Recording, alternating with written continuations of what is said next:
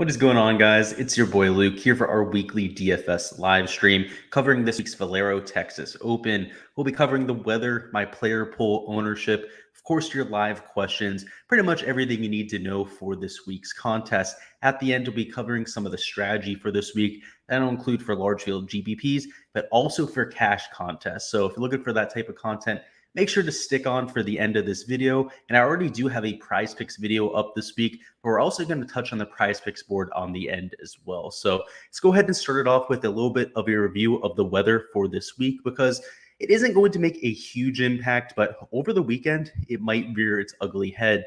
In terms of the weather on Thursday, it's going to be by far the most calm of the 4 days. You're dealing with little to no wind throughout the entire day, with at a maximum right around 14-mile-an-hour gusts around 9 a.m. Now, this isn't exactly where the golf course is located, so I wouldn't look into it too much. But by the end of the day, you can see towards 6 p.m., which will be local time for where they'll be ending their rounds, just 9 to 7-mile-an-hour winds, which for Texas is next to nothing, which means that I do expect scoring conditions for tomorrow to be pretty solid. And then on Friday, it gets back to what we're used to seeing. You can see 5 to 7 miles an hour to start the day, but it gets to a steady 12 to 13 miles an hour as soon as 11 a.m. And that will continue for the entire round. But more notably, the gusts, right? 20 plus miles an hour for most of the day. It will calm down a little bit towards the middle of the day, which is a little bit surprising. Usually towards the middle of the day when we have the most sunlight, there's the most energy in the air. That's where we have the most strong winds, but that's not going to be the case there for Friday. But in either circumstance, both waves on Friday are going to be affected. The guys that are playing in the morning, maybe slightly less than in the afternoon because of the sustained winds, don't really pick up until right around 11 a.m. But at the same time, you can see 20-mile-an-hour gusts as soon as 9 a.m. They're still going to be dealing with some type of weather. So if this had been just delayed by 2 or 3 hours, which we might end up finding on Thursday that's the case, then the morning wave would have a huge advantage. But as it stands, not anything that I'm playing for. With that being said, though, at about 15 to 20 of my lineups, anytime we're down here in Florida, or in this case over here in Texas, both areas known for excessive winds, I try and plan for the weather a little bit. I'll play 10 to 15 of my lineups each way, or I'll take a 5-1 approach or even a 6-0 approach, taking 6 or even 5 players from one wave and stacking them that way. Again, for just 10 to 15 of my lineups. So it's not like I'm allocating half my lineups to this type of approach, just enough where if something really wacky happens, I have those 15 to 20 permutations to try and go out there and try and take something down. So that's what I'll be doing with the weather this week. In terms of changing my modeling, not going to change much at all. This weather on Friday is what we would expect for Texas weather 99% of the time, right? When we have the weather that we do here on Thursday, where it calms down, we just have 9-mile-an-hour winds at a max for most of the day. That is the outlier. That's what we wouldn't expect from this type of golf course, or at least this part of the country. So keep that in mind with the weather. It should be relatively good for Thursday. Throughout the weekend, I would expect similar things to what we see on Friday. In terms of the player pool, let's go ahead and hop right on into it, because we have a full field here, 144 players. We have the 140 that DraftKings already had in there, and good old 4 players added to the field as well. We had Sean Stefani, Baddeley, Kevorkian, and Saunders all Monday qualified, so they were added to the spreadsheet earlier this morning. And one of them, Aaron Baddeley, is an interesting option this week. So we're going to cover the entire player pool from top to bottom. As always, if you have anyone you want me to do a deep dive on, feel free to go ahead and throw their name down in the chat, right? As always, try and make sure they're in the price range that we're talking about, right? So if we're talking about the studs up top, try and keep your questions to those type of players. And if you're trying to ask about somebody later on, just maybe write the question down, leave it in the chat, wait till we get to that range, and then go ahead and fire that question, and I'll make sure to stop on that player. But going ahead and starting at the top of the board, we do have Rory Mcilroy, who is a core play for me this week. He's pretty much everybody's darling here at the Valero Texas Open. Hasn't played here since 2013, where you guessed it, he came out here and almost won the damn thing. That was when he was in his prime. He ended up finishing in the top 5. I believe it was a 2nd place finish. In terms of the modeling, it absolutely loves him. The recent form, even though a lot of it hasn't been on the PGA Tour, has been excellent. TPC San Antonio fit, he's number 1 in the field, so of course that game translating very well over here in Texas. In terms of overall fit, you can see he's number 3 in the field. Now, Hideki Matsuyama, we're going to talk about in a second. He is number 1 with total model ranking, but of course, that doesn't keep in mind that he's injured. So there's a lot to talk about up top, but the one guy without any real question marks is Rory Mcilroy. So even though he is the highest owned player on the slate right now, per my projections, is somebody that I will be willing to go to. He's in that rare circumstance where no matter what you try to pry at him, how many holes you try and poke in his game, it's hard to find any, right? He's playing well off the tee. The approach play looked really good at the Players' Championship. Now, before that, it had been a little bit inconsistent, but around the green and putting has always been pretty solid for Rory Mcilroy, particularly over the last 2.5 years. So in general, if he has that iron play, just like he did at the Players' Championship, it's going to be a hard guy to beat. This is somebody who could go on one of those winning streaks. I'm not saying he's going to win 3 or 4 events in a row, but for him to win 2 or 3 events out of his next 7 or 8 would not blow my mind at all. It's just something that Rory McIlroy has done time and time again in his career, and he seems to be building up towards that type of performance. So until we see that happen, I'm going to be all over him, particularly if the shots gained metrics look as good as they did last time out. And the last time we saw him was at the Players' Championship, and like I said, he gained over 2.75 strokes in all tee to green categories, so off the tee approach and around the green. The only category he held himself back in was with a putter. So, and of course, if you've been tracking Rory McIlroy for the last 2, 3, even 4 months at this point, the guy's been on absolute fire with the flat stick, gaining nearly half a stroke per round. So I expect that to rebound. And if it does this week, he could very well improve on his performance last time out, which was way back in 2013, like I said, and perhaps come home with a win this time. Hideki Matsuyama, we won't spend too much time on him because, of course, the numbers love him. He has 2 wins in this season. He's one of the few multi-winners here in the 2021-2022 season, but he's coming in injured. I told you guys before the Players' Championship, he was a full-out fade for me. Not somebody I was going to put an investment behind when he had those injury concerns. Now, did I think he was going to withdraw?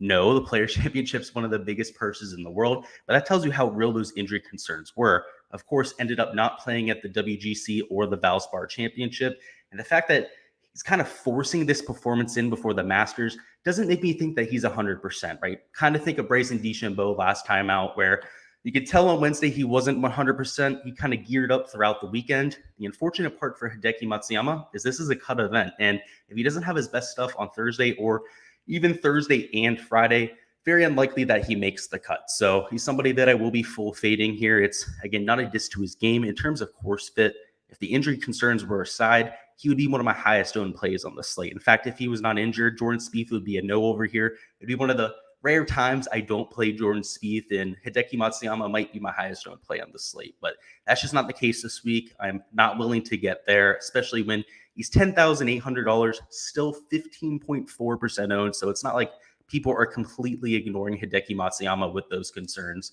So I will be going to guys like Rory McIlroy, who I've already stated a lot of my love for this week, but also guys like Jordan Spieth, Bryson DeChambeau, Siwoo Kim. I mean, we're going to talk about a lot of these options, just people that I have a lot more confidence in this week. Let's go ahead and catch up on chat. Looks like a few people are down here. Lazy Mofo says, you're the big homie Luke. What's going on, man? I know I talked to you earlier about golf.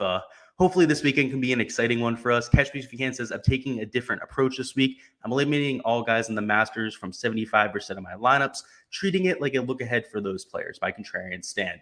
Over the years, we've seen a lot of guys win this event, or maybe not this event specifically because it hasn't always been the event right before the Masters, but whatever event has been right before the Masters is, I think it's been like 8 of the last 15 champions have won and they haven't been in the Masters field already. So I don't think that's out of right field, right? I know it's a contrarian stand. I mean, guys like Rory McIlroy are going to be chalk, right? Jordan Spieth.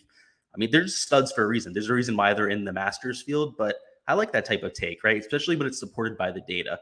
Devin Davis says, I don't think I understand good chalk and bad chalk. You get it. A lot of good people don't seem to. I eat all the Rory chalk. Yeah, man, right? You got to find a reason to fade people. Now, that's the thing. I actually got into an argument today with someone on the channel that was trying to tell me, was really, really vehemently arguing that Corey Connors was good chalk. And, I would give them stat after stat after stat, and all they would come back with was, oh, but he's a good ball striker. And I'm like, but you don't understand. Everyone up there, $10,000 or even $9,200 and above, are amazing ball strikers. They're all people that have been absolutely striping it for a long time now. Now, the reason why some of them are $10,000 and are always $10,000 is they're also good at the other parts of their game. And Corey Connors is extremely average in both of those categories. So, yeah, man, completely agree. A lot of people don't understand the difference there. They'll just look at the ownership number and purely fade people. So that'll take people off of, guys like Rory McIlroy, who, in my opinion, are my favorite plays on the slate. Whereas I agree with, fading guys like Answer, Corey Connors, Chris Kirk. They're chalky and they also have holes in their game. So yeah, completely agree, man. That's something that is a blind spot for a lot of DFS players.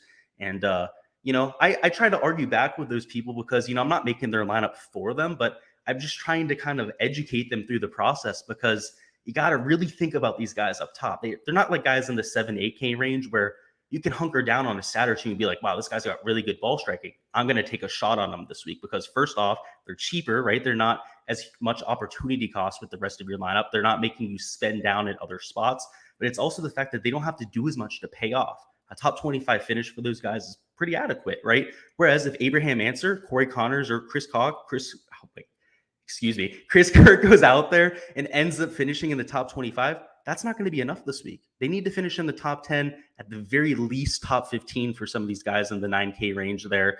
And that's a very realistic possibility they don't. In fact, their odds to finish in the top 25 for a lot of these players are at the very most like plus 180, if not like plus 250 for guys like Chris Kirk, right? So that's implying that they have at the best right around like a 28% chance of hitting that number. And you're going to tell me that you're going to own them in 21% of your DFS lineups? I mean, that's pushing it, right? You're starting to push the envelope at that point. Whereas you have guys like Bryson DeChambeau, whose odds to do the same thing are better, right? He's a better player. He's done it for a more period of time. And his ownership is half of that, right? You can get real leverage on those type of players. So there's a mathematical approach too as well. It's not all just narrative, skill set analysis and all of that. But yeah, man, definitely something that grinds my gears when people try to just tell me that Corey Connors is like the play of the century.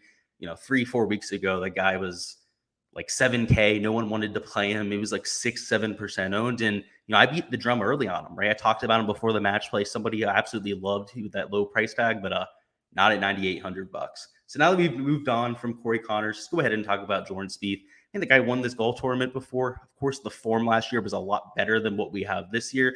But much like what we saw at Pebble Beach, this guy can turn it around in a hurry. He's a field player. Unlike guys like Rory McIlroy, Bryson DeChambeau, Maverick McNeely, frankly, most of the guys up top here that are more mechanical with their swings, they're very consistent with their type of motion, particularly guys like Maverick McNeely, just a perfect fundamental golf swing. Jordan Spieth is the opposite of that, right? He kind of goes out there, he looks like your average everyday hack, but it works for him. He works off of feel, and he's really been tinkering of late. You saw that before the match play. You also saw it a little bit before the Masters. There was not the Masters, the Players Championship. There was quite a bit of coverage on Jordan Spieth and a lot of his swing changes. Now, usually it takes guys a few tournaments to get used to that type of thing. But Jordan Spieth's the kind of guy, like I said, you saw it out there at the Pebble Beach Championship. He turned it around in a hurry, especially at a place that he loves. So he won here last year. I wouldn't put it past him to go out here and repeat. And then, of course, go out there and burn everyone at the Masters, right? If he goes out here and wins, Jordan Spieth's going to be like 35, maybe 30% owned next week at the Masters. And it might fall flat on his face. He's just a volatile player, right? That field can come and go really quickly. Or in his case, last year, it lasted for right around 2-3 months when he was the best player in the world for that stretch last year. So $10,600, he's always going to be somebody that I'm willing to give a little bit of leeway to because he's my favorite player in the world. Certainly in my player pool for this golf tournament. Abraham Answer, we kind of touched on it. Just $10,300 is a lot to ask for him. That's really just the start of the problems. The around the green play isn't very good for Abraham Answer. These are some of the hardest greens to hit on the PGA Tour. So even if you're an elite iron player like Answer can be at times, you're going to miss a fair amount of them this week. And as a result, he's going to bleed away some strokes. That's not like I don't think he can top 25. In fact, I think he's going to top 25 at this event, but do I think he's going to be the best stud option on this slate? No, I don't. All right. I think he's going to finish behind guys like Rory McIlroy, if not more than a handful of these guys. I like Rory more. I like Jordan more, Bryson. I like Siwoo more, McNeely. All of these guys I would rather have than somebody like an Abraham Answer, who's also a lot more expensive than some of them. So will be a fade for me this week. The numbers on Poa Nua also aren't all that advantageous. He's typically a much better putter than 16/100 strokes gained per round. He's usually right around a half stroke gained per round. So even though it is a positive number, right, it's all relative. Just like for Jordan Spieth, this 0.36 right here would seem good, but compared to his baseline, like that's below his baseline, right? So that's why we're not talking about Jordan Spieth's putting on Poa Nua. It's all relative. Whereas Bryson DeChambeau gaining 8.81 shots gained per round, that's well above his baseline. So just all relative numbers right there. That's why I include them here, because guys that have that familiarity on the surface, that's only going to be a good thing. Where if the guys aren't specialists on the surface, right, that's kind of a knock towards them. but also something that I'm not going to hold against them religiously. So even though that's a problem with Answer, I'm a little bit more worried about the around the green play, also about the distance off the tee. Every other player up top here, and I mean every single player up top the whole way down to Chris Kirk, hits it 20 to 30 yards farther than him. While that wouldn't be an issue if he was in the 8 or 7K range, right? You're going to get specialists that are longer off the tee, some guys that are shorter off the tee. You're talking about the elite of the elite players, the cream of the crop, right? You want to make sure that you're getting a guy that can do it all. And Answer, unfortunately, doesn't fit that box for me. So it was a relatively straightforward fade for me this week, but it looks like a lot of the industry is on him and like vehemently on him, like people that are betting him out, right? Calling him their favorite play of the slate, everything like that. So this 16.5% projected ownership number might actually be a little bit low on him. I would not be surprised at all if he came in closer to 20% owned just because of how much steam I've seen behind him. I mean, people are calling it a home game for Abraham Answer. Every Texas golf course is not a home game for Abraham Answer. He was born in Texas. He moved to Mexico when he was like 1 or 2 years old. He lived there until he went to college.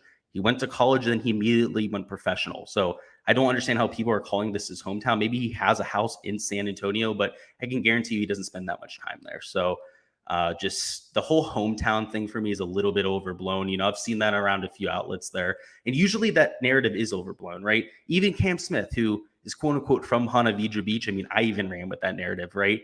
You know, just self-admittedly, he's probably there for like 1 month a year, right? So how much of a true hometown advantage is that?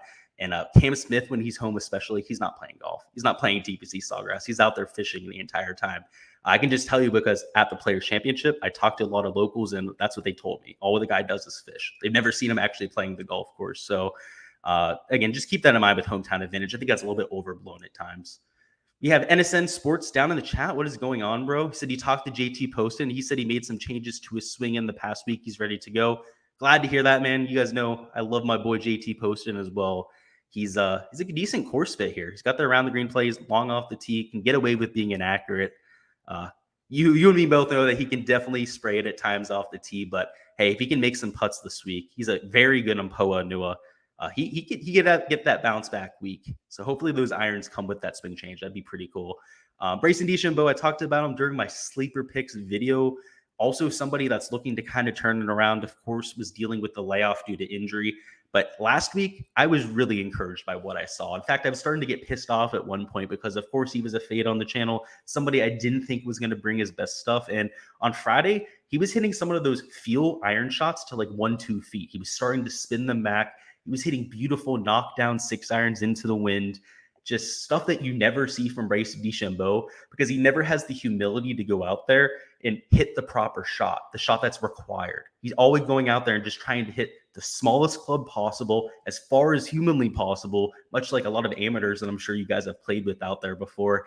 And he needs to play the smart brand of golf. And he's told us that he's going to be laying back a little bit, you know, kind of toning it down off the tee, not thrashing at it 100% until he gets to the Masters. And honestly, that might be a better brand of golf for Bryson than his full out swing. I legitimately think he might be more successful toning it back than him actually going out there and hitting it 100%. So he looked healthy. He said to the reporters that he was 100% healthy, so I believe him there. He's a great putter in Poa Nua. The flat stick last week was unbelievable. The guy was making absolutely everything out there.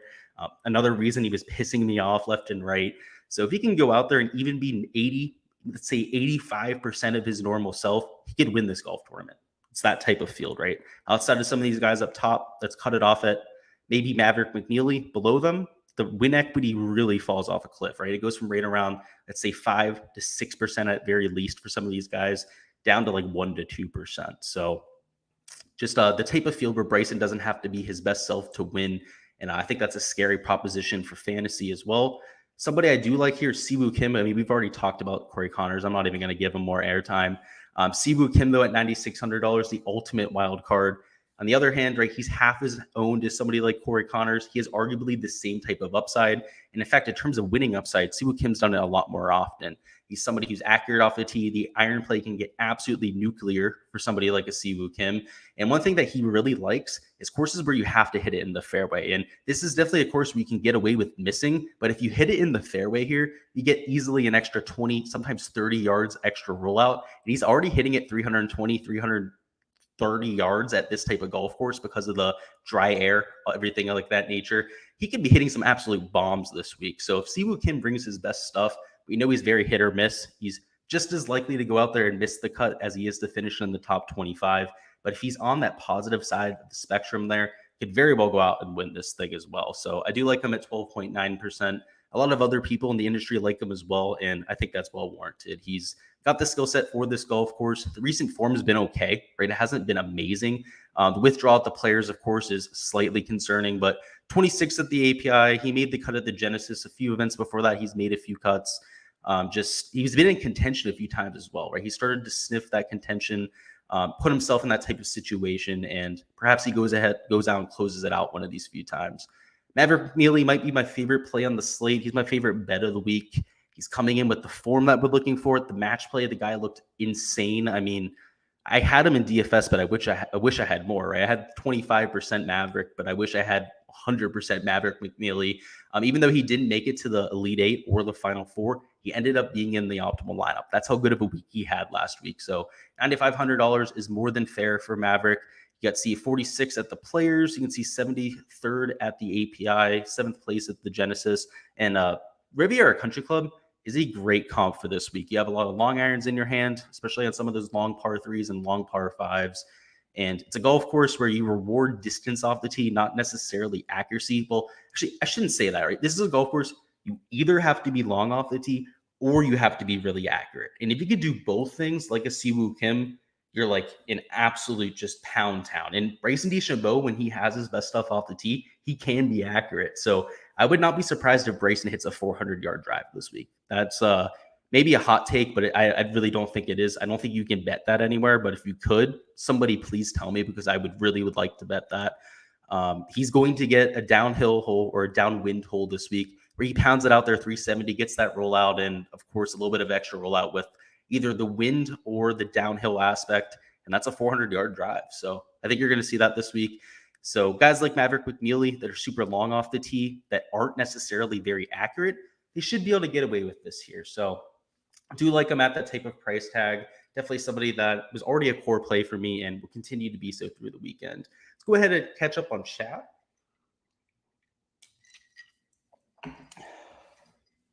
All right, a few questions down here. Lazy Mofo says, what do I think of Adam Hadwin? So, yeah, we're going to touch on him here in a second. I absolutely love him this week, but I wonder about the ownership, right? There's a lot of guys around him that are super solid plays as well. And you can see the reason why he's down as a no is just the ownership level. I can't play every single person in this range. Before I ended up making Adam Hadwin a no, everybody from Tony Finau the whole way down through Luke List was marked as a yes. So I had Johnny Vegas as a yes. Same thing with Adam Hadwin. And of course, when you're building lineups, 150 lineups in my case, you can't play everybody in the same range, right? So everybody from $9,100 the whole way up down to $8,500, I can't have in my player pool, right? So it was a process of elimination. So for me with Adam Hadwin, the real problem is that these other guys are relatively long off the tee, right? So I guess maybe except for Kevin Streelman, all of them are elite level ball strikers. Adam Hadwin, he has the approach aspect of the ball striking, but the off the tee definitely leaves a little bit to be desired. And then the real thing with Adam Hadwin just comes down to pedigree, right? You're talking about Tony Finau, Jason Day. I mean, even Kevin Streelman's been around for a while and has done quite a few things throughout his career. Then you got Adam Hadwin, right? It's kind of the ugly duckling out. And unfortunately, I just like the other guys more. So he's not on my player pool for that reason. But if you wanted to play Adam Hadwin this week and you didn't like one of these other picks, I think he'd be a great swap. On the other hand, Jonathan Vegas, I have a legitimate reason to fade him, right? It's not just opportunity cost. I mean, look at the course history here. Missed cut, 30th, missed cut, 34th, missed cut. So if you have to find a reason to fade anybody in this range, that's the reason for Johnny Vegas. But if you look at everyone else's record outside of Luke List, they're excellent, right? Look at Kevin Streelman, 6th, 8th, 53rd, 37th. Adam Hadwin, even a 23rd or 72nd. That's pretty solid, right? That's why I had to find a reason to fade two people in this range. Jason Day hasn't played here in a while. I believe he did play in the early 2010s.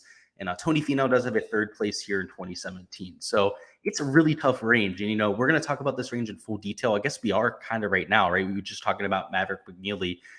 I love all the plays. I had a really hard time fading anyone. Keegan Bradley, it's coming down to the putting on Poa Nua. It's his nemesis. Every time he gets over there on the West Coast swing, tends to do really badly. You can see losing over a stroke per round to the field. And that's why he usually takes off that stretch of the year. I don't know if you guys noticed. over there on the West Coast swing. He only played the really big time events. A lot of those smaller field events, just he didn't show up for like the Amex and whatnot. So keep that in mind with a Keegan Bradley. He really struggles on those surfaces. Chris Kirk, I talked about in full detail during the fades and sleepers today. The issue with him, of course, is the POA putting. He's also one of those guys that really struggles on it. And of course, the ownership, right? He's 21.4% owned. Compare him to guys like Siwoo, Maverick, even Gary Woodland, where he's higher owned than. It just doesn't make sense to me. So that's why he's a fade. Of course, the modeling likes him, just like a Corey Connors, right? I get the plays. But there's a point where a play becomes too obvious, especially when it comes to a game theory situation like what we have for these large field GPPs. You can't use a linear form of thinking. You can't just go player equals good play. I play that play. That can't be the extent of your process, right? You have to be putting a lot more thought into your lineups, your player pool if you're playing 150 lineups. If we were just playing the best plays, right? If we were playing cash, something like that, they would certainly be in that lineup, but that's not the case for these large field GPPs. We will touch on cash at the end. I assure you they will be in the cash lineup, though. Devin Davis says there's a narrative that Siwoo's only good on Pete Dye golf courses, but he's done well here. Exactly. So a lot of that's just narrative based. I think you hit the you hit the nail on the head right there. A lot of that's just made up, right? People will talk themselves into anything. There's a narrative that people play well after having babies, whereas the numbers show otherwise. In fact, in most cases, people miss a lot more cuts after having a child than they do win the tournament. It's just that when that one guy ends up winning every 5 to 6 years on tour after having a kid, that's what you remember. You don't remember the times that they go out there and miss the cut because they've been up all night listening to crying and moaning all night from their kid, right? That's the reality. Everyone knows that's had a child. I haven't, but I've heard from a million people that it's a pain in the ass, right? You lose a lot of sleep. You're fatigued. You don't have this quote unquote baby swag. If anything, you're running on fumes, right? So there's a lot of narratives out there, Devin, that you can take advantage of. And that one with Siwoo Kim is certainly the case. Arya says, how's it going, Luke? Have you already talked about the weather? I have, but I'll do a recap for you, Arya. I'm doing well. Thank you for asking. Hopefully you're doing well yourself.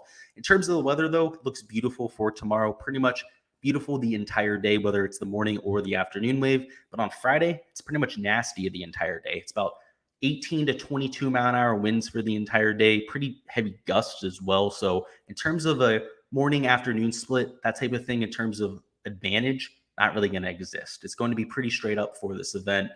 But thank you for asking. And in terms of showdown, not really anything to hunker down on, especially for tomorrow. It's going to be beautiful for the entire day. So you can play it pretty straight up. Let's go ahead and continue with the player pool, though. I do want to touch on Gary Woodland. I have him down as a yes right here. I'm going to change this to a blank because as of my last build, he was not in my player pool. He was somebody I did take out just because 20% ownership on Gary seems aggressive, right? He's a solid play. He's going to get away with not being very accurate off the tee. There's not many hazards to be spoken of here. That's something that really held him back during the fall swing. That was a lot of the reason that way he's missing cuts. I mean, he would go out there and like double and triple bogey holes in bunches. He would be 2-3 under par. He'd be in like 10th, 5th place, something like that, and then completely implode. He'd go full Keegan, end up missing a cut. You can't do that here. That's impossible. There's just not that many hazards to be had. So even though he's not the best POA putter, I mean, I was trying to fit him into my player pool. So I understand why I want to play him, but let's go ahead and look at the issues here. First off, in terms of course history, outside of a 6th place finish last year, hasn't played here much, right? So the 6th place finish, I don't know how much we can look into that. If we take a look at the recent form for a Gary Woodland, you can see Valspar Championship, pretty decent, right? 21st, miscut at the Players. He was on the right side of the draw, which a miscut out of the right side of the draw is pretty nasty. 5th place at the Honda, 5th place at the API, right? That's why a lot of the steam is coming behind the Gary Woodland.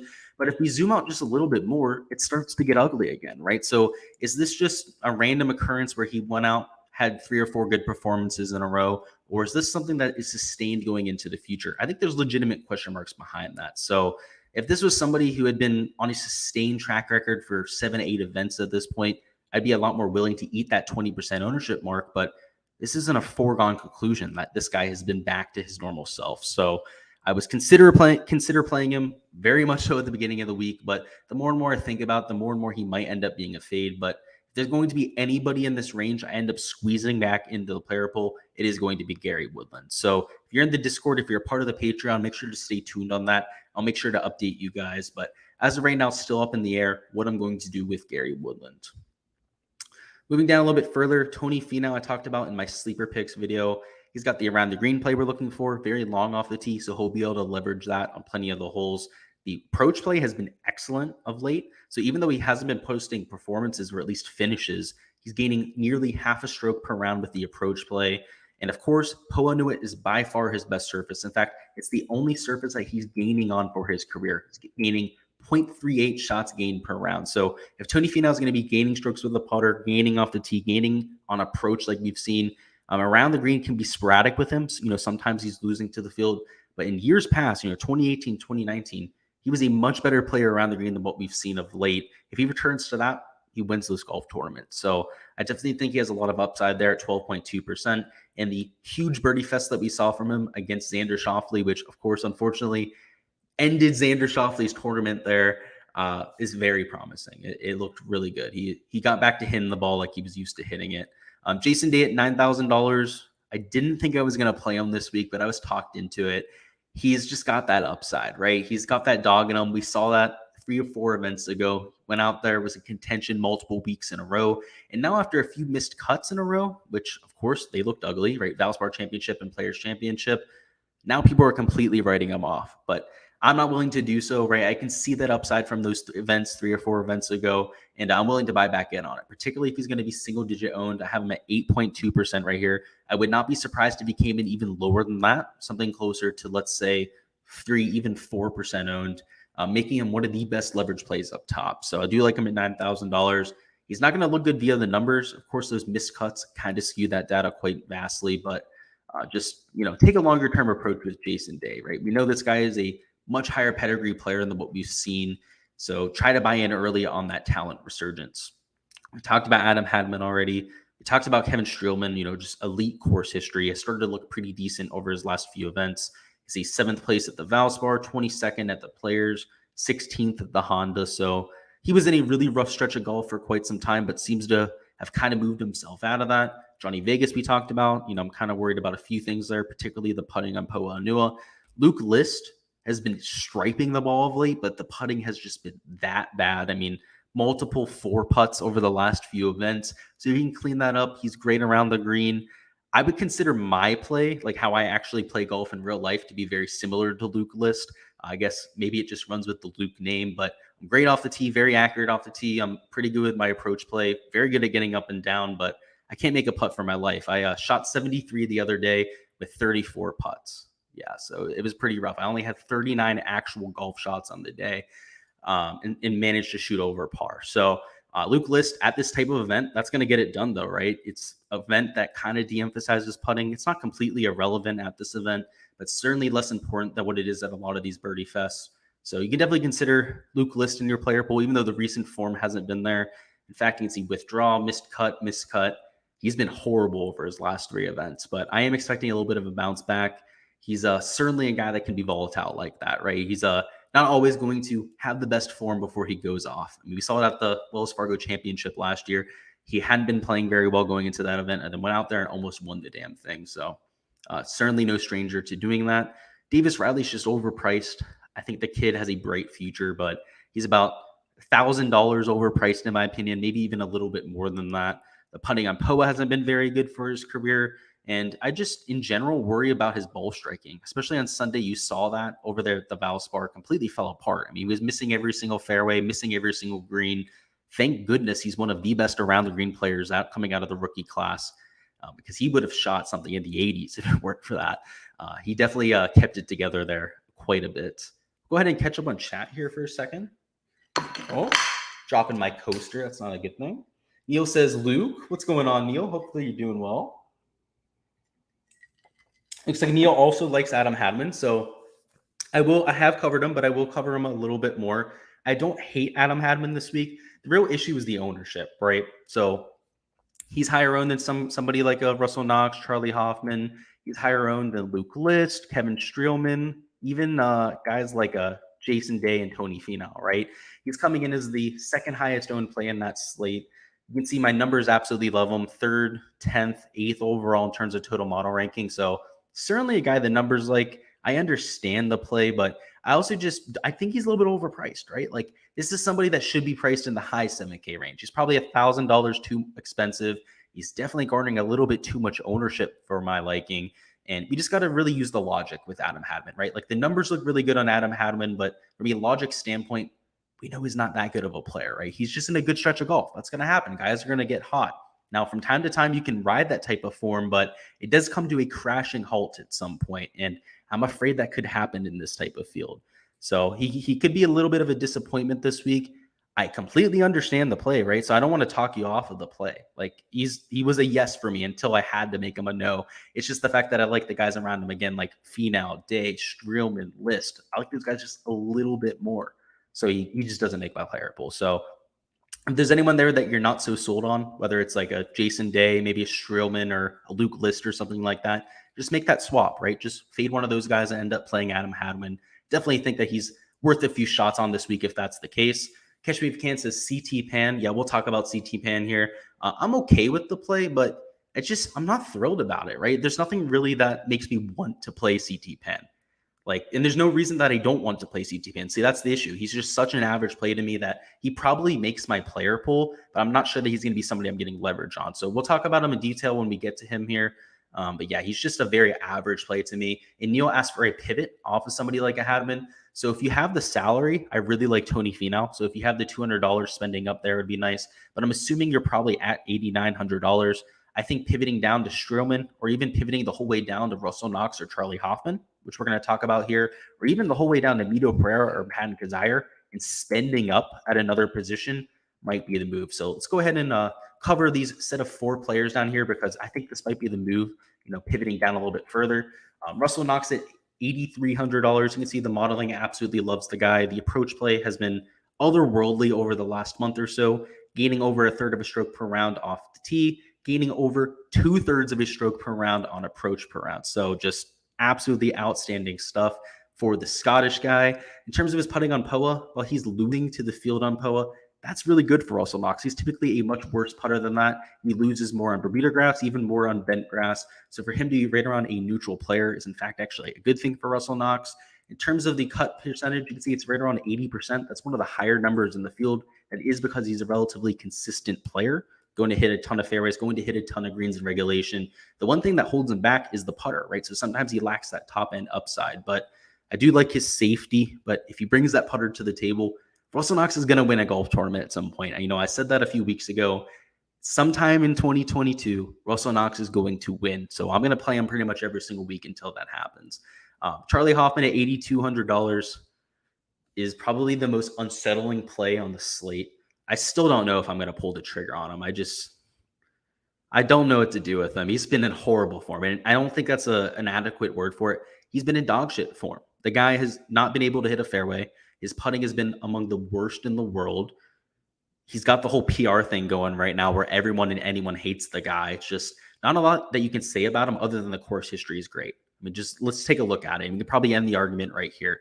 Course history for Charlie Hoffman. 2nd place last year. 2nd place the year before that when Corey Connors won. So he was the bridesmaid 2 years in a row there. A couple made cuts, 64th and 40th place finish. 1st place finish in 2016. In fact, he has another 8 starts at this event. He has another 3 top 5 finishes, another 3 top 10 finishes, and another 2nd place finish. The guy's been unbelievable at this golf course. And to try and ignore that would just be foolish, in my opinion. When we saw somebody like Jordan Spieth in a very similar situation, he has elite course history at Pebble Beach. Go out there, completely break the mold, go out there and have that top 3 finish.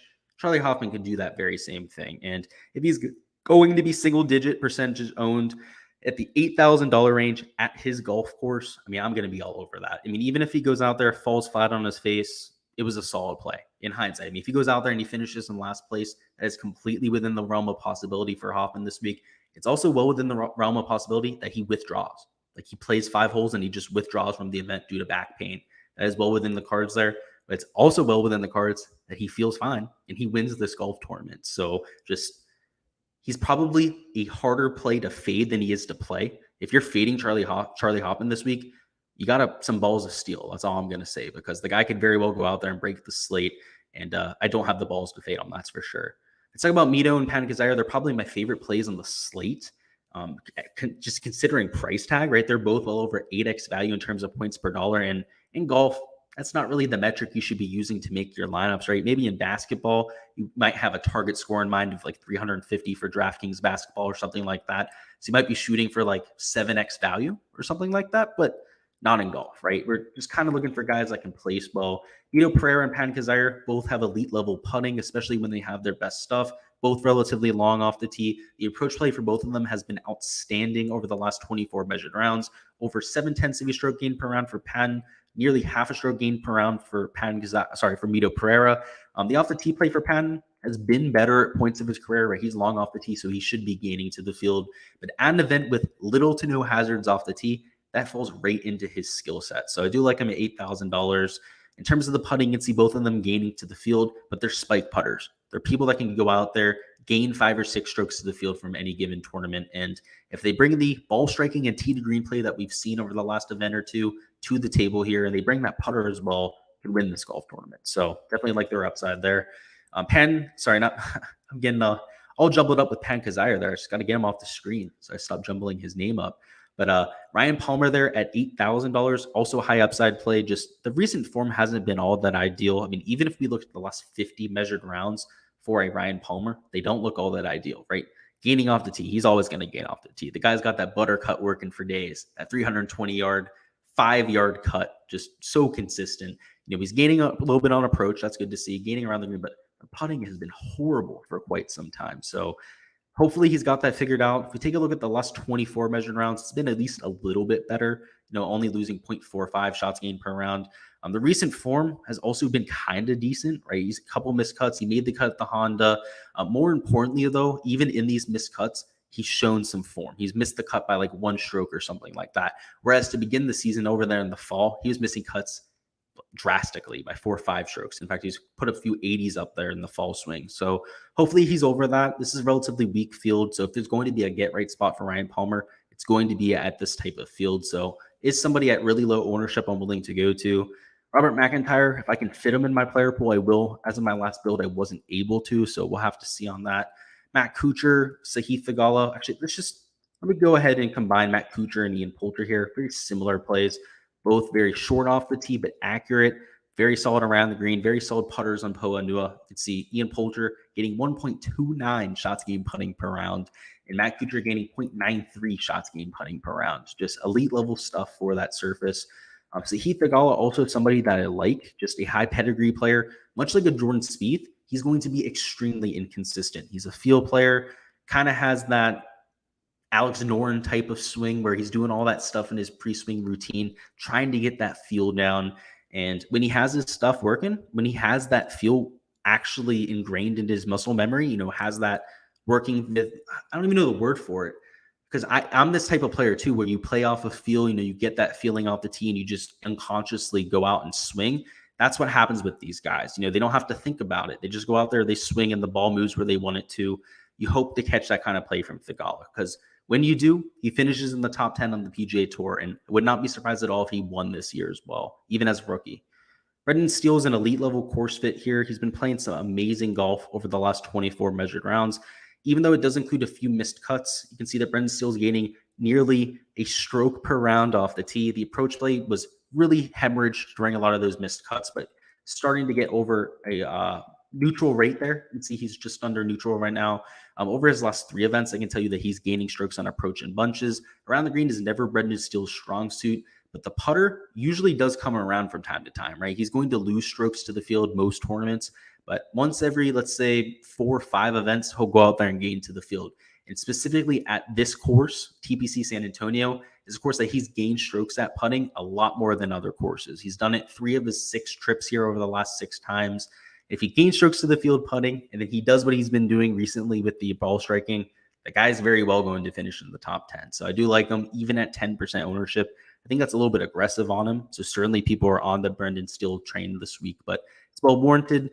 Doug Gim, he's gaining 0.82 shot gain putting per round on POA. Every single time this guy plays on POA, I'm just going to tout him because the guy goes from one of the worst putters on the PGA Tour to one of the best putters on the PGA Tour. So I think the price tag is more than fair. Let's look at the course history. I actually haven't looked at this before. He made the cut his first time ever here, so that's good to see. And the recent form for Doug Gim, 6th place at the Players. Wow. I didn't even know that. That's just even more of a reason to play Doug Gim. And like I said, anytime he's playing on POA, I will play Doug Gim just because it matters that much to him. He's very accurate off the tee, very solid with the approach play. He gains with the around the green play. So if you get him on POA Nua, he should realistically be gaining with all 4 major statistical categories. So I love to see that with Doug Gim, especially at that price tag. TPC Lee at $7,600 is always an option at these difficult tracks for whatever reason. His complete play really translates well to these TPC venues. Lanto Griffin at $7,500. I think he's about just as average a play as you're going to get. He's got a well-rounded game. He's gaining in all 4 major statistical categories. POA Nua isn't his favorite surface on tour, but he's also still a significant gainer. So I like him at that kind of price tag. It's a weak field. Just seems like an event where he could very well finish in the top 5. Party Marty's won here before. The recent form for Party Marty has been insane. If you take a look at some of these finishes here, it's almost unbelievable, to be quite honest with you. Donde está Party Marty? There he is. A couple of missed cuts, 52nd, but if you go a little bit further back, 39th, a couple of you made cuts before that. This is a guy who's completely lost on tour, right? Look at the course history here. 30th, 36th, 11th, 18th. He has the win back in the day at this golf course. For whatever reason, when he gets to this course specifically, TPC San Antonio, or even TPC Summerlin for that matter, for the Shriners Children's Open, the guy always plays well. So the recent form has been there. You can see he's number 15 in the field in recent form rank. Number 21 in the field in TPC San Antonio rank. Just a lot of good stuff there working for him. Charles Howell III is the next guy I want to talk about there, but I'm not going to spend too much time on him. Just a very solid ball striker, very accurate off the tee, solid around the green, just has to bring the putter to the table. POA Nua has been a surface he's struggled on over the years, but he's only 3.6% owned, so I'm going to have about 7 to 8% of my lineups. Lucas Glover has had some success at this golf course in the past, I believe. Let's see, 4th place finish here last year, 14th place finish there in 2019.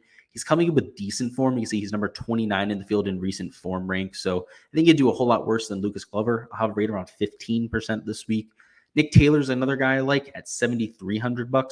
You can see on POA Nua, he is gaining for his career, and the putter is not a strong suit for Nick Taylor. So if he's going to be gaining to the field, that's a really solid thing. In terms of his recent form, the last 24 measured rounds for Nick Taylor, you can see he's gaining significantly on approach. He's gaining off the tee. Around the green, he's right around a neutral, and the putter is right around what we'd expect for Nick Taylor. But again, the one reason to be at least a little bit excited about his play is that for his career, he's a very solid player on POA. So hopefully he can carry that over into this week. Moving down a little bit further, Takumi Kanaya looks solid at the match play, but I won't be playing him. Cannot stand Brian Stewart. He's been added to the list of players I cannot stand. Just takes a million.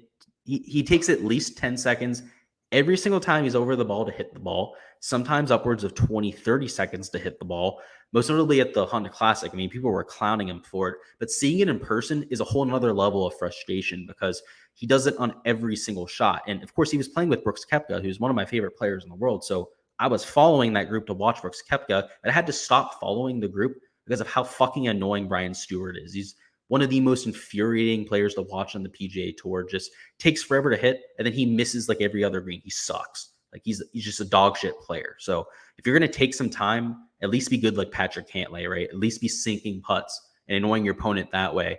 Don't be taking 20, 30 seconds to hit your shot and then just fucking suck. That's my spiel on Brian Stewart. He's not somebody I would even consider playing, just an absolute nutcase. The guy looks like he's having an anxiety attack every time he goes to hit the golf ball. CT Pan, on the other hand, at that price tag is a much better play. The recent form hasn't really been there. You know, he showed some form towards the late end of the fall swing there, but kind of fell apart over the last 3 or 4 events. But historically, you can see he's a great fit at TPC San Antonio. The total model rank still likes him. A little bit of cause for concern there with the POA numbers. I won't lie. That's certainly a little bit concerning for sure. I know Catch Me If You Can talked about him a little bit before, but really solid around the green. He's typically much better off the tee and on approach than what we've seen over these last 24 measured rounds. So I would expect him to rebound here at some point. So I wouldn't call him a core play. I wouldn't call him somebody I'm going to plant my flag in here, but he's only 4% owned, right? So sign me up for 6 or 7% of CT Pan in hopes that he turns it around because historically he has been a really good course fit. Let's go ahead and catch up on chat here. Looks like I missed a lot of chat. Sorry about that. Neil says, love Strill Daddy. Love to hear that. Yeah, I think he's a good pivot off of Hadwin for you there. Chris Palmer says Pereira or Knox in cash. I'd go with Knox. I think that his acumen for hitting a lot of greens is going to make him a little bit safer of a play. Matthew says, what do you think the total ownership of the big GPP lineup will be? Now, obviously, it's speculation, right? It's hard to really tell, but most times it's a lot lower than we expect. In terms of the optimal lineup or the GPP winning lineup, could be a little bit of a different story there, but typically the optimal lineup is in like the 50 to 60% range with ownership. It changes from week to week. Sometimes that really chalky play ends up winning the golf tournament or finishing in the top 25, and it'll sway that number closer to 70 or 80%, but you're never going to see it at like 90 or 100%. It's never going to be just all the chalk winning in a GPP. The last time that happened was like a year and a half ago for the Wyndham Championship, where Webb ended up winning. I think Siwoo was also in the top 5 or something like that, and it was like all the chalk in the winning lineup. Now, that's extremely rare. So if I had to put a number on it, I'd say 65%, right? Whether it's the optimal or the winning lineup. But of course, there's a lot that has to happen for that, right? If the really chalky Rory Mcilroy and a really chalky Chris Kirk end up finishing in the top 5, is going to blow that out of the water. Catch Me If You Can says, luckily Stewart's only on TV 5 minutes a year. Exactly. They know not to show him on TV. In fact, when they showed him on TV at the Honda Classic, I saw the highlights later that night. They were just making fun of him. It's kind of funny. Chandler Constantino says, what are your thoughts on running Rory and Bryson in the same line? So I'll have to experiment with that when we're doing the strategy after we finish up with the 70K guys here. But I would imagine it'd be hard to fit them into the same lineup, but it's doable. And I'm sure I will have a few lineups that do so because they're both super long off the tee. I like the correlation between their off the tee skill set. Also, their putting skill set. Both have been elite level putters over the last few months. So yeah, Chandler, I like that idea, but we'll have to tinker around with what the rest of the lineup looks like because, of course, that's almost as important as just playing those two. So we'll have to see. And Neil says, how did the Brooksy deal with that slow play, knowing his disdain for such things? He didn't play well. He shot over par that day. So maybe that was the reason why, Neil. If anybody was going to hate that too, it was going to be Brooks, right? The guy wants to play 9 holes for his matches. When he played Bryson DeChambeau, what was it? Like a 9-hole match. So yeah, man, it was rough. And yeah, I'm a huge Brooks fan, so I was not happy to see that.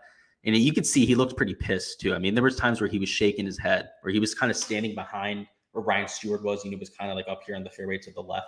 And you can see Brooks just kind of looking down, shaking his head, just like, what am I doing here? Like, it's been 20 seconds. But anyways, Dylan Fratelli is always interesting at these Texas golf courses. He went to University of Texas. He's got a good around the green play. He's long off the tee. He's not necessarily accurate, so he should be able to get away with that here. Just in general, a better player than a lot of his peers. I mean, you're starting to get to the range where we have guys like Richard Bland. I mean, Alex Smalley looked really good at Corrales, by the way. I played him there. But guys like Arnold Lahiri, Kramer Hickok that are just inferior talents, right? Dylan Fratelli has shown up at major championships before. He's been in contention at major championships before. So much rather go to that kind of name, even if the recent form isn't as good as some of his peers there.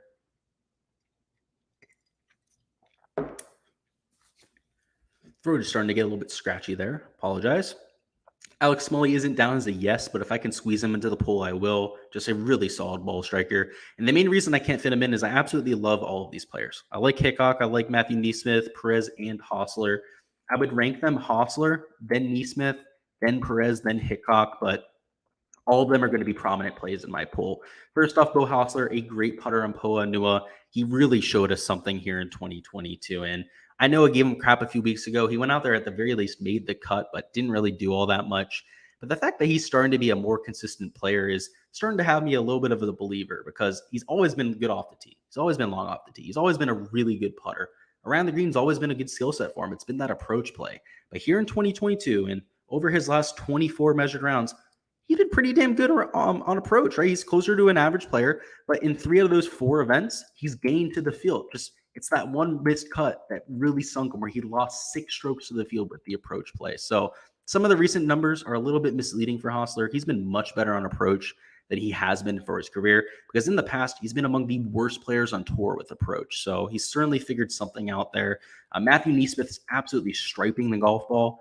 I don't know what got into the guy. I don't know if he started a new nutrition routine or something, but the guy is absolutely balling out there. You can see gaining nearly half stroke per round on approach. The off the tee plays there. The putting's been much closer to a neutral. He's usually horrible in that department. But you can see on Poa Nua for his career, a gainer, gaining over a quarter of a stroke per round. So if he's going to gain to the field in that category, continue those ball striking numbers, absolutely love it. Matt Jones is a core pick for us. I talked about him in extensive detail, but he's got the around the green play we're looking for. Putting on Poa Nua looks very solid. Off the tee numbers, he's long off the tee. Just comes down to the approach play. So very similar to a Bo Hostler, right? If he can bring that approach play to the table, he's not only going to compete, but could potentially crack that top 5. So do like him at $7,000. Matthias Schwab, just the numbers love the guy.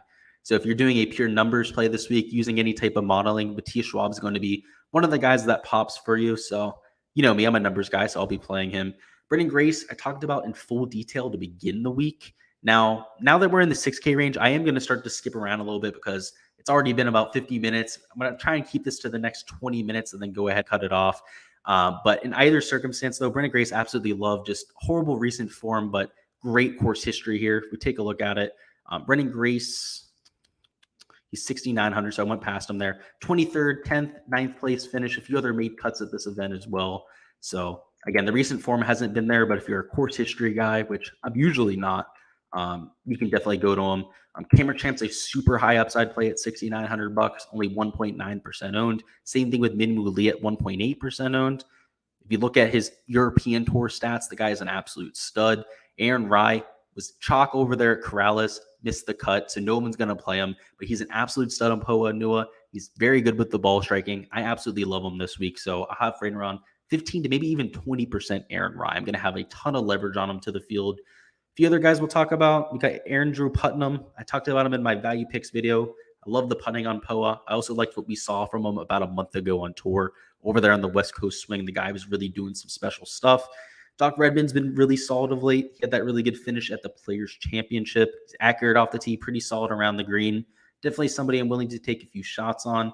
Hayden Buckley is due for a breakout performance at some point. I mean, the guy's ball striking has just been among some of the best in the field, quite frankly. If you bring it up, the approach play has been right around neutral, but the off the tee play, I mean, just in terms of 6K, guys, you're not going to find a better player off the tee than Hayden Buckley. The putter has been extremely inconsistent. You can see of late, it's been inconsistent towards the negative end, losing nearly 3/4 of a stroke per round. But one thing we have to remember about Hayden Buckley is that when he first came out on tour, this guy was gaining strokes on the greens in bunches. So he's more than capable of doing so. So if he can return to that type of baseline, I do like his chances to go out there and have a good performance.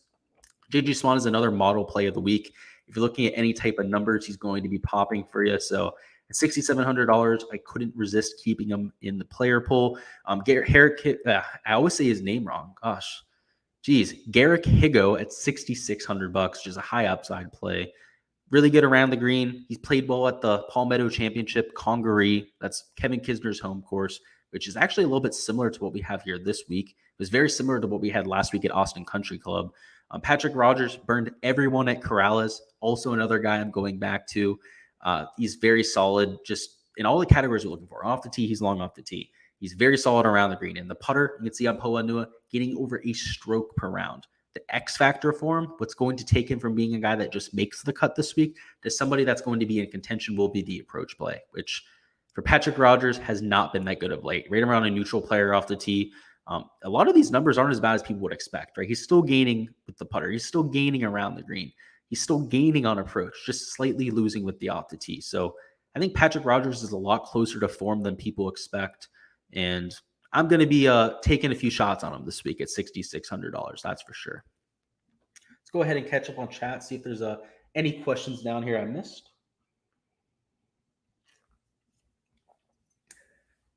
Now, that is a great question. How did Landry win this tournament? Did he putt great on Poa? Obviously, anyone can win this thing. So I'll just tell you what he said himself. So he was interviewed extensively after the fact, of course, because he broke out of nowhere, right? He talked about how his off-the-tee play carried him. Now, I don't have the shots gained metrics up in front of me right now. Actually, let me go ahead and bring them up because I want to give you the definitive answer there. So I'll go ahead and ramble a little bit while I bring these stats up in my database. But essentially, what he was able to do there is he talked about his off-the-tee play, and I'm almost positive he gained at least 3 or 4 strokes to the field with the off-the-tee play. The approach play, of course, to win any golf tournament, you have to be a positive. I don't think it was the putter. I think it was all tee to green for him. So let me go ahead and confirm that. I am bringing up the stats right now. It's going to take me a second, of course, because I got to comb through all of the years of data to get back to that win because it was 3-4 years ago. All right, let me search up Andrew Landry here. Bear with me here, guys, because I guess it's important because he came out of nowhere, right? He was just like no one expected him to win. He was at least 300 to 1 to win that golf tournament. And he definitely wasn't in the mold of players that we would have expected to win. So give me a second. I think Landry's won more than once. I think he's actually won the Amex too. Complete enigma of a player. All right, I got it up right here. So catch me if you can. You got it right. He gained 3.6 strokes off the tee that week. So, like I said, he gained a bunch off the tee. He kind of mentioned that in a lot of his pressers.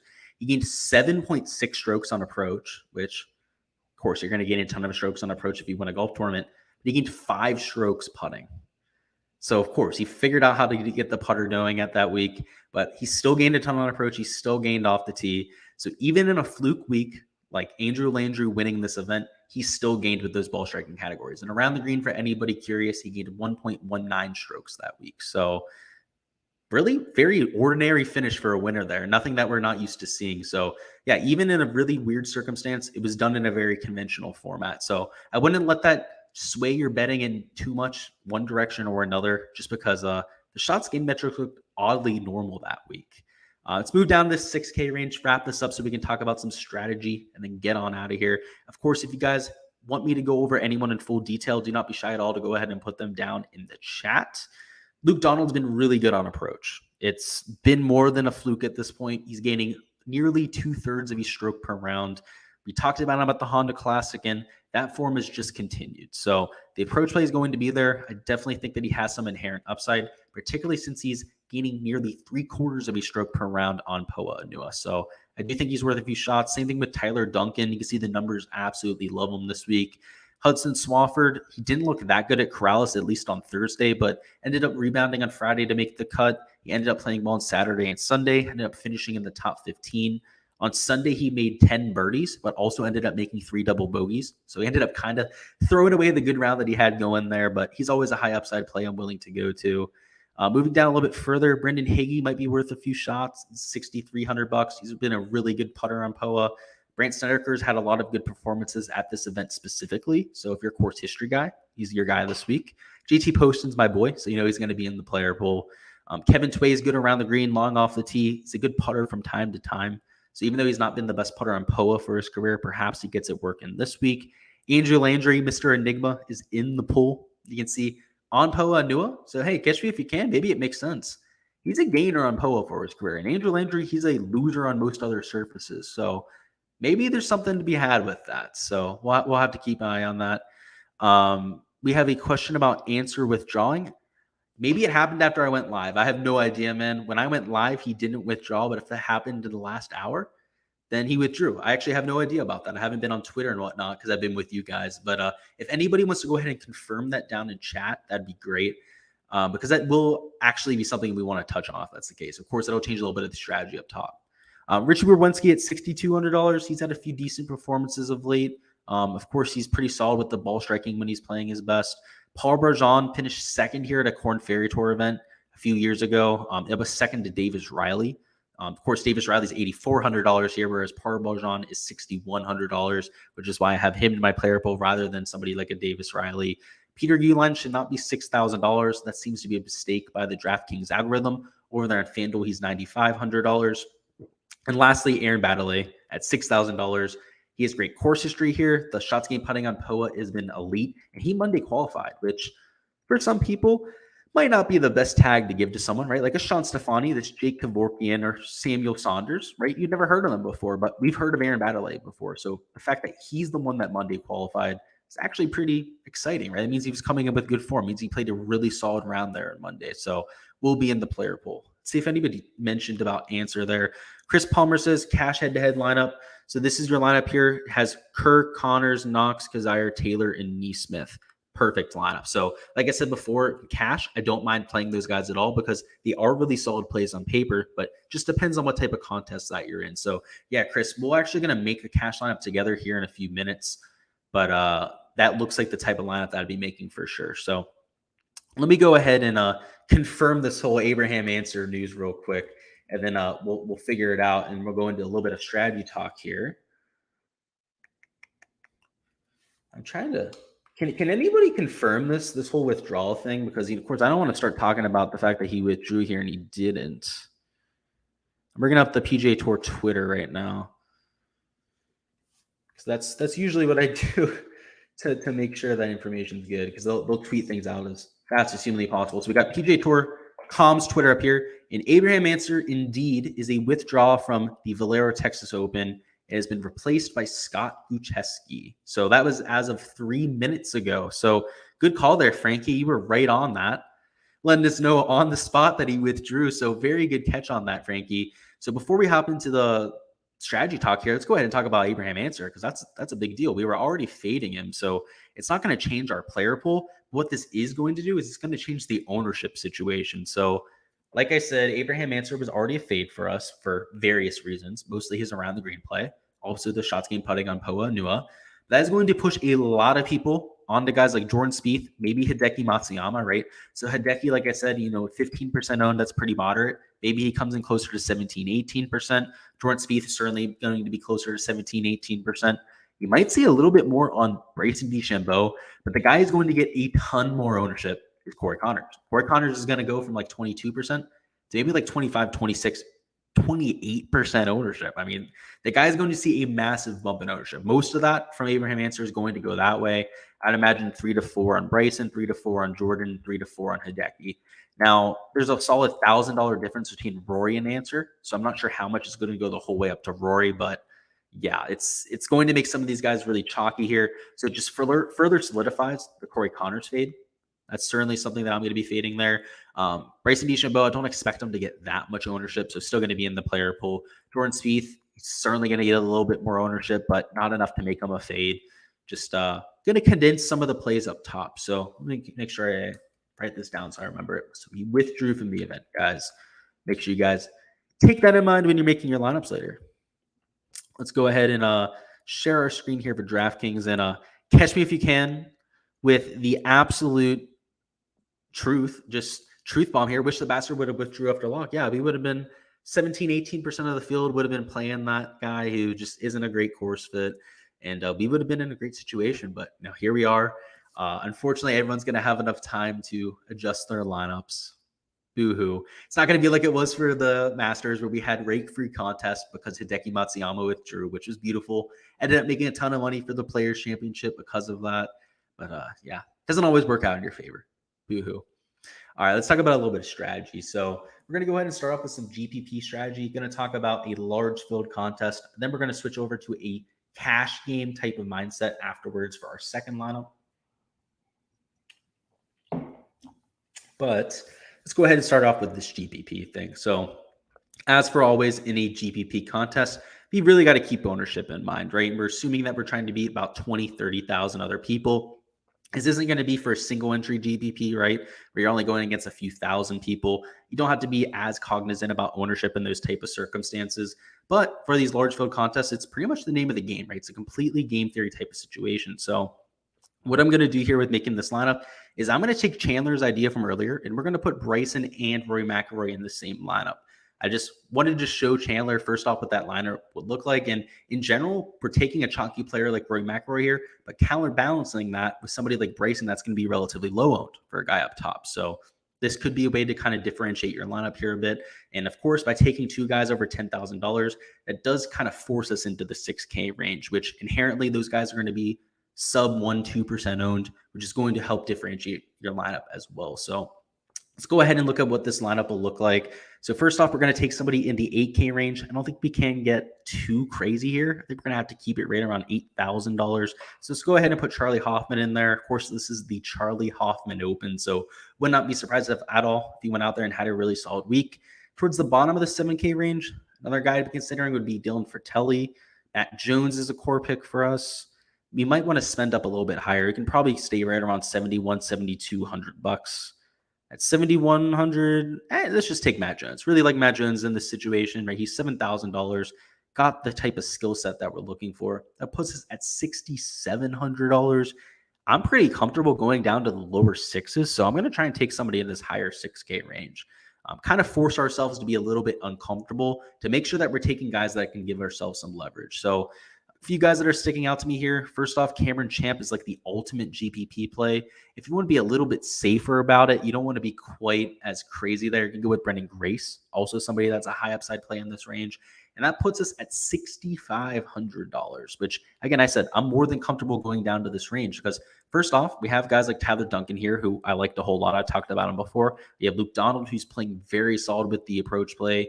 Guys like Hudson Swafford, who are in my player pool. Go to guys like Snedeker if you wanted to as well, JT Poston. But the one that really sticks out to me here is going to be $6,400 Hudson Swafford. Just a prolific fantasy scorer, makes a ton of birdies. Just if he can keep the bogeys off the card, make sure he gets it through to the weekend. At $6,400, all you need is, it's not really placement points for Swafford. You just need to make a fair amount of birdies, and he's more than capable of doing that.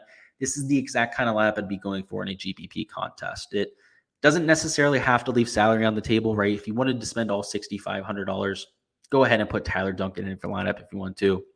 Go ahead and put Luke Donald in your lineup if you want to. But in other circumstance, I do like that type of combination for these larger field type of contests.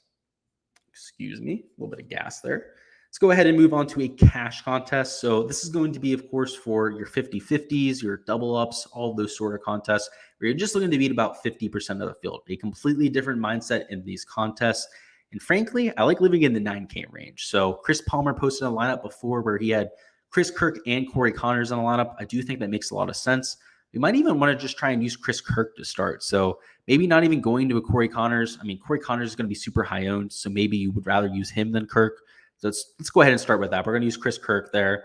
You could probably live in the 8K range as well. I mean, Adam Hadwin, also Kevin Streelman are going to be among the safest plays on the slate.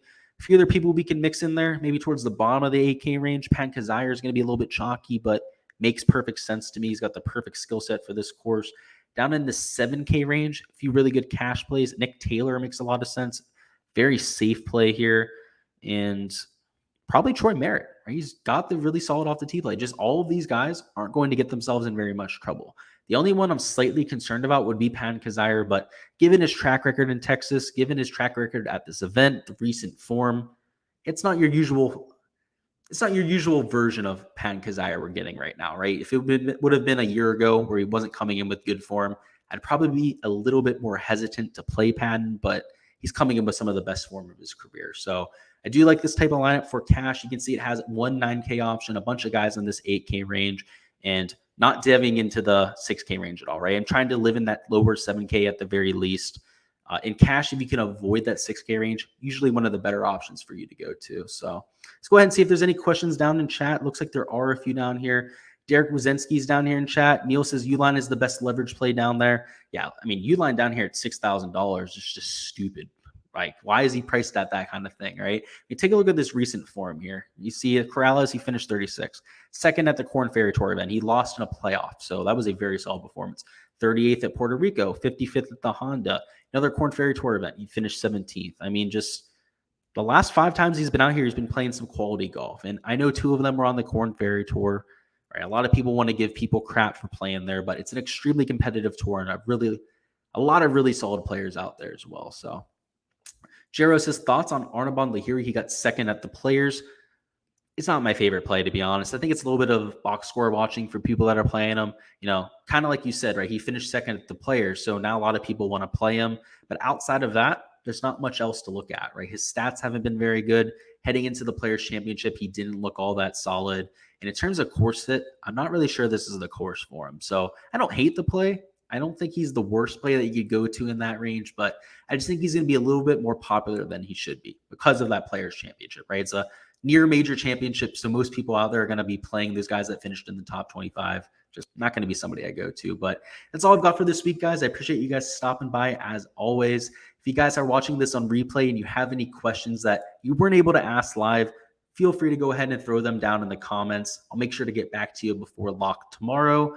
As always, going to have some prize picks content, also some showdown content coming throughout the weekend. Because we're back to stroke play, going to be able to cover that for you guys. So make sure to keep an eye out for that. I'm assuming showdown's going to be live right around 8:30 p.m. That's when I plan on doing the live streams. And sometime after that, maybe 9:30 p.m., going to be going out there for the prize picks content. So look forward to all that. You can see now is really looking forward to the Masters. Yeah, me as well, man. Tomorrow I'm actually coming out with my course breakdown video. So Already going to be hitting you guys with the Masters content as soon as tomorrow morning. So look forward to that. We also already have the pricing out. So probably going to do my core picks sometime over the weekend, sometime on Friday, Saturday. Might even have projections out there for you Patreon guys as early as tomorrow as well. So if you're looking for early access to all of the Patreon stuff for the Masters, make sure to get in there early. Lazy Mofo says, thanks for the learning lesson. Good luck. I appreciate you stopping by, man. Hopefully you have a really solid weekend. And Neil says, thanks, Luke. Well, thank you for stopping by, guys. I appreciate all of you. Make sure you like the video if you haven't already. Make sure you subscribe to the channel so you don't miss any of that content to come. Let's take down a big contest this week, guys, and I'll see you guys next time.